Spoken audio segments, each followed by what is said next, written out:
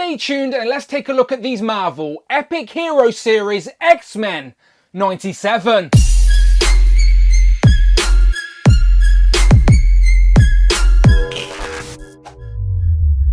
Pow and welcome back to the channel, Dan Who Reviews. As always, my name is Dan W. Make sure you are following me on Instagram at It's Dan Who, and remember now you can hit that join button and become a channel member as well. Either show some love or join the members club. Much appreciated. Today we are taking a look at the Marvel Epic Hero Series figures for X-Men 97, and we have Wolverine, Cyclops and Rogue. Now honestly, these figures are some of the first products we are seeing to accompany the return of the X-Men animated show to Disney+.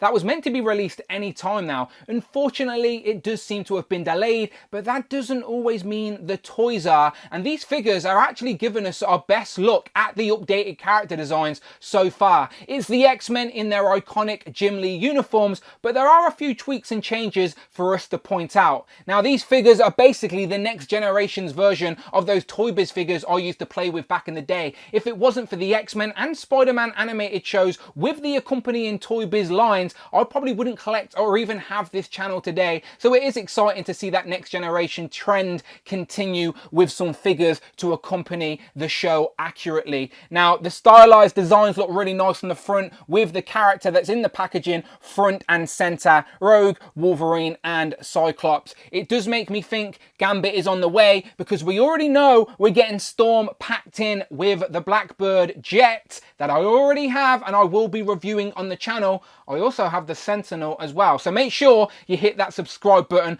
for plenty of reviews and comparisons. But today we are focusing on these basic figures, and I will compare them of course to their Marvel Legends counterpart. So the plastic free packaging, as much as I complain about it on our Marvel Legends, I do think it works absolutely fine for these more basic figures. The window is clear on the front there, it's completely, you can literally touch the figure, and they're tied in there with just bands I think, but the packaging is very colourful and undoubtedly is recognisable with the actual show as well. So there you go, X-Men 97 with Marvel Studios as well, which always surprises me, but it is canon now, people. On the side of the box you will get a picture of the character and their new designs with their accompanying figure as well at the bottom. So there you have Wolverine, Cyclops and Rogue all looking very nice, and then on the other side you actually get a much better picture, a collage of all the other characters that are going to be the new main team. You get Morph has returned, my favourite Beast, Rich's favourite is Jubilee, and we even get a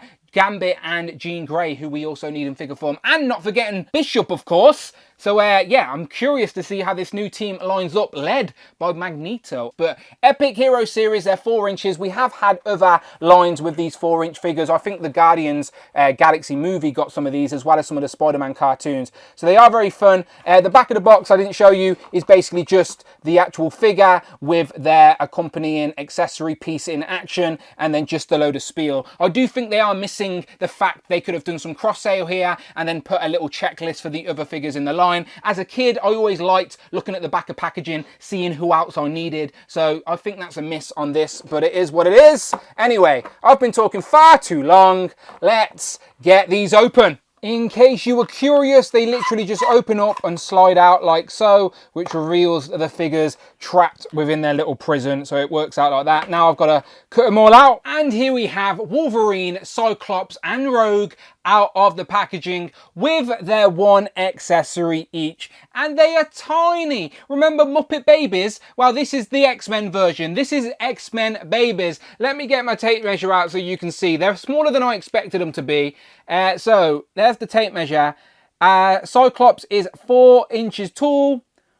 Rogue is just under 4 inches tall, and then Wolverine is shorter than that, at about 3.5 inches tall. His cowl makes him maybe 3 3/4. But they are really small. And again, I'm going to compare them to their Marvel Legend counterpart as well. But I thought I'd get scale out the way. Let's look at these individually, close up, check out their articulation. Let's start, of course, with Wolverine. Wolverine's costume design is so iconic and recognizable. Even at this dumbed down scale, he still looks really good. The yellow and black tiger stripes, the blue gloves and boots with the red on the belt, with the X, his cowl, and the chrome claws. It looks really, really nice. Now remember, these are basic figures for kids, so I'm not going to be hypercritical here. I think if a kid is a fan of the X-Men, they're going to recognise who this is. And it has more than 5 points of articulation. The head will swivel side to side. The shoulders will go up to 90. Single joint on the elbow. No articulation on the hands or the wrists. The legs will kick forward. Single joint at the knee. You get a little bit of swivel down there. So yeah, all in all, for what it is, you can still get it posed up in some nice sort of fighting poses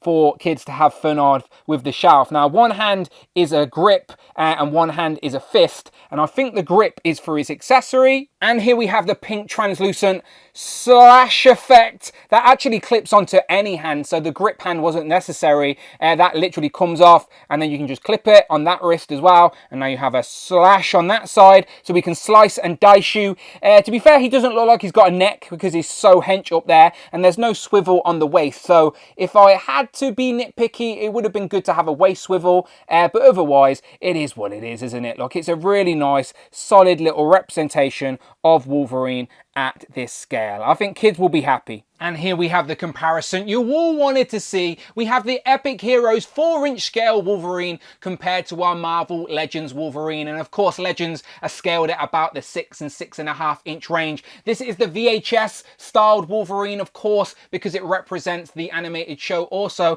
And you can see how this is essentially a scaled down version of this uniform. All the colours are there. It is still recognizable and they look really fun together. But my takeaway is that these figures are much smaller in person than I expected them to be, but it is intentional, so you can pair them up with the Blackbird Jet and the Sentinel, of course. More fun for kids for display and playing. Moving on to little Scott Summers, again another instantly recognizable character design, but this time he's missing his yellow trunks. That's the big difference in this incarnation of the X-Men, which isn't a bad thing. Otherwise it looks very nice. Same articulation as Wolverine as well. He's got more of a neck, so there is a little bit of tilt there. It's on a ball joint, but it just struggles, it's so small. But the swivel's there. Shoulders will go up to 90. Single jointed elbow. One grip hand, one fist hand, just like Wolverine. Legs go that far forward. Single jointed knee. It would look like there'd be a boot swivel, but of course there's not, and there's no waist articulation either. But still enough articulation where you can get him posed up a little bit more dramatically, especially when you utilize his ruby quartz blast effect. And would you look at that? That doesn't look too bad at all.